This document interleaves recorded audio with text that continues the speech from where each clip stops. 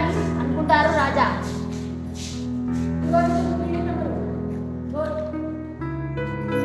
సైన్యాధికారి గోవిందచంద్రుడా, మన రాజ్యంలో సైన్యపాలక శిక్షణ ఎలా ఉంది? రాజా, మన సైన్యపాల మంచిగా ఉందని చెప్పి అనుకుంటున్నాను. పురోహితులు, త్రివిక్రములు, మీరు ఎందుకు దిగులుగా ఉన్నారు? చదువు చదువుకోకుండా స్తబ్దంగా ఉంటున్నారు రాజా. అయితే నేను మీ కుమారుణ్ణి పిలిపిస్తాను, మీరు మందలించండి.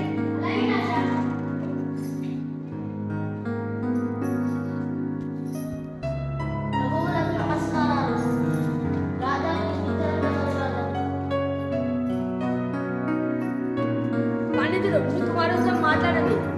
అలాగే రాజా.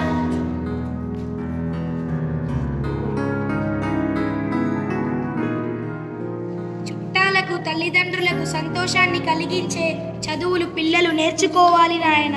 అటువంటి చదువులు నేర్వని కొడుకులు వంశానికి తెగులు వంటి వారు. చక్కని రూపం ఉన్నా కూడా మోదుగ పువ్వు సువాసనలు వెదజల్లలేదు నాయన. అట్లాగే ఉత్తమైన జన్మ ఎంత మంచి రూపమున్నప్పటికీ మూర్ఖుడు కుటుంబంలో వెలుగుని నింపలేడు. పూర్తిగా తన ఆధీనమైన విద్యను ఇతరులు, అన్నదమ్ములు, రాజులు తీసుకోలేరు నాయన. మనం ఎవ్వరికిచ్చినా కోటి రేట్లు పెరుగుతుంది. అందుకే విద్య ఎప్పుడు మన సంతధనం. వేరే ప్రాంతాలకు వెళ్ళినప్పుడు విద్యాధనం దొంగలకు కనబడదు నాయన. అది మనకు భారం కూడా కాదు. ఎక్కడనైనా ఎవరినైనా మనకు హితులను చేస్తుంది. అందువల్ల ఈ భూమిపై విద్యకు సమానమైన ధనం మరొకటి లేదు నాయన. వచన కావ్యాలు చదవాలి, లేదా ధృవప్రబంధ సంపదను పొందాలి, లేదా మంచి మాటలు మాట్లాడుతూ పొద్దు గడపాలి నాయన, లేదా లోకజ్ఞానం పొందాలి. ఇవి ఏవి చేయకుండా ఎవరిని ఎంత సేవించినా ఏ చదువులు నేర్చుకోలేని వారు పశువు వంటి వారు. సంగీతం, కవిత్వంలోని సారం, మంచితనం, మనసులోని భావం, సజ్జనులతోని స్నేహం, వీటిని గ్రహించలేని వాడు భూమిపై తోకా కొమ్ములు లేక తిరిగాడే ఎద్దు అని అనవచ్చు నాయన. అటువంటి వాడు గడ్డి మేయకపోవడం అనేది పశువుల పాలిట అదృష్టమని చెప్పాలి. తండ్రి వ్యంగపు మాటలకు కమలాకరుడు అభిమన్నపడ్డాడు.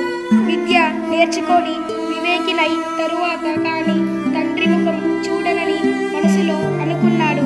కాశ్మీర దేశం నందు చంద్రకేతుడనే ఉత్తమ బ్రాహ్మణుడు వ్యంగ్యపు మాటలకు కమలాకరుడు అభిమానపడ్డాడు. విద్య నేర్చుకొని వివేకి అయిన తర్వాతే తన తండ్రి ముఖం చూడాలని మనసులో అనుకున్నాడు. కాశ్మీర దేశంలోని చంద్రకేతుడనే ఉత్తమ బ్రాహ్మణ గురువును చేరి సేవ చేశాడు.